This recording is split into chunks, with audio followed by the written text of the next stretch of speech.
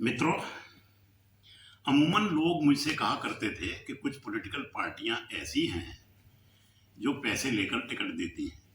तो मैं उनकी बात नहीं मानता था, लेकिन एक वाकया ऐसा हुआ, मेरा निजी अनुभव हुआ, तो उसने मुझे मानने पे बाध्य कर दिया कि यस, कुछ पार्टियां ऐसी भी हैं जो पैसे लेकर टिकट देती हैं। मैं एक रोचक प्रसंग सुनाता हूँ आपको। पिछले दिल्ली से हुए राज्यसभा के चुनाव से जब नामांकन प्रक्रिया प्रारंभ हो गई तो मुझे एक टेलीफोन आया। टेलीफोन करने वाले सज्जन थे एक रिटायर्ड एसडीएम, जो किसी जमाने में मेरे निजी सहायक रह चुके थे, मेरे साथ काम कर चुके थे। उन्होंने कहा, सर आपसे मिलना है। मैंने कहा, भाई क्यों मिलना है? तो उन्होंने कहा कि सर, दिल्ली में अकेले आप हैं जो हेल्प कर सकते हैं, आपसे बहुत ज़रूरी काम है। तो मैंने कहा, ऐसा कौन सा काम है? तो उन्होंने कहा, साहब मेरे एक रिश्तेदार और मित्र हैं, उनको राज्यसभा का टिकट मिल रहा है और उस बारे में वो कुछ बातें आपसे जानना चाहते हैं। और क्योंकि आप दिल्ली से राज्यसभा के चुनाव में, पिछले चुनावों में चुनाव अधिकारी रह चुके हैं, आपको सारा मालूम है। और सबसे बड़ा हमारा रिस्क और खतरा हमें ये लग रहा है कि वो सज्जन पैसे देकर टिकट ले रहे हैं, और अगर उन्होंने पैसे दे दिए तो इसका कोई प्रमाण तो है नहीं, कोई सर्टिफिकेट तो है नहीं, कोई कागजात तो है नहीं। तो पैसे अगर हमने दे दिए और नॉमिनेशन पेपर अगर किसी कारण से रिजेक्ट हो गया, किसी भी तकनीकी वजह से, तो वो पैसे तो पार्टी वापस मुश्किल से ही देगी और हमारा ये पैसा सारा दब जाएगा, और पैसा बड़ा हैवी अमाउंट है। तो मैंने कहा, अच्छा आप आ जाइए, बात करते हैं। वो साहब, एसडीएम साहब रिटायर्ड जो हैं, वो 4 आदमियों को लेके मेरे घर आ गए। उनमें एक साहब वो भी थे जो राज्यसभा से प्रत्याशी थे। तो उन्होंने कहा, सर राशि बड़ी है, इसलिए आपकी हेल्प चाहिए, तो आप एक बार हमारा नॉमिनेशन पेपर जांच लें ताकि ये तकनीकी ग्राउंड पे रद्द ना हो जाए, क्योंकि अगर रद्द हो गया तो हमारी पेमेंट डूब सकती है, पार्टी हमें देने से मना कर देगी, तो हम कर क्या सकते हैं? ना तो हमारे पास कोई रिकॉर्ड है पैसे देने का, ना रसीद है, तो इसलिए आप इसको देख लें।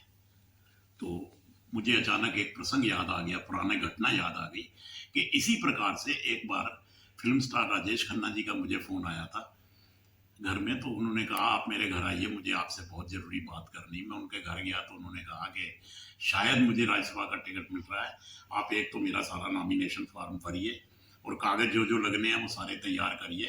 तो मैं कम से कम 4 घंटे उनके साथ बैठा, उनको सारा सिस्टम समझाया, उनके कागज़ तैयार कराए, लेकिन उनका शायद मुकद्दर अच्छा नहीं था, एंड लास्ट मोमेंट पे उनको टिकट नहीं मिला, किसी और को मिल गया। खैर, मैं इस प्रसंग की बात करता हूँ जो राज्यसभा के नॉमिनेशन के लिए आए थे। मैंने उनका नॉमिनेशन पेपर चेक किया, सारी कमियां दूर करा दी, और मैंने 3 बातें उन्हें विशेष रूप से बताई कि भाई ये 3 कॉलम आप ध्यान रखना। पहला शिक्षा का, कि शिक्षा के कॉलम में आप सही इंफॉर्मेशन देना, जो सर्टिफिकेट आपके पास उपलब्ध हों। मान लो आप कहते हैं आप एमए पास हैं और हैं आप सिर्फ 10वीं पास, तो आप का जो कंटेंडर है, विरोधी है, वो चैलेंज करेगा आपकी शिक्षा को, तो आप फौरन सर्टिफिकेट दिखा के चुनाव अधिकारी को दिखा सकते हैं कि ये मेरी एमए की डिग्री है, तो आपका नॉमिनेशन रिजेक्ट नहीं होगा। दूसरी बात है, यदि आप कभी भी किसी भी स्टेज पर किसी पूर्व दल में रहे हैं, किसी दूसरी पार्टी में रहे हैं, तो वहां से इस्तीफा देके उनसे सर्टिफिकेट ले लीजिए कि साहब इन्होंने हमारी पार्टी से इस्तीफा दे दिया, अब उनका हमारे तक कोई ताल्लुक नहीं है। तो एक आपका ये सेफ क्लास हो जाएगी। और तीसरी बात यह है कि आपको अपनी संपत्ति का ब्यौरा देना है, संपत्ति अपनी भी, पत्नी की भी, और परिवार के उन सदस्यों की भी जो आप पर निर्भर हैं, और ये सूचना आपको 100% सही देनी है। अपने चार्टर्ड अकाउंटेंट से कहिए वो सारी बना ले, आपकी और आपकी पत्नी और डिपेंडेंट्स के नाम जो भी चल और अचल संपत्ति है, जैसे मूवेबल प्रॉपर्टी होती है जो एक जगह से दूसरी जगह ले जाई जा सकती है, जैसे पैसा, कैश, बैंक में पैसा, गहने, जेवर, हीरे, जो भी है।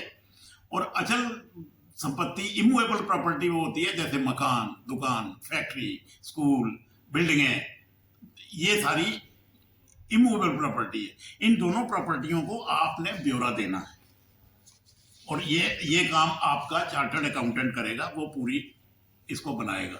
खैर मैंने उनका फार्म भर दिया, सारी गलतियां ठीक कर दी, वो प्रसन्न हो गए, वापस चले गए।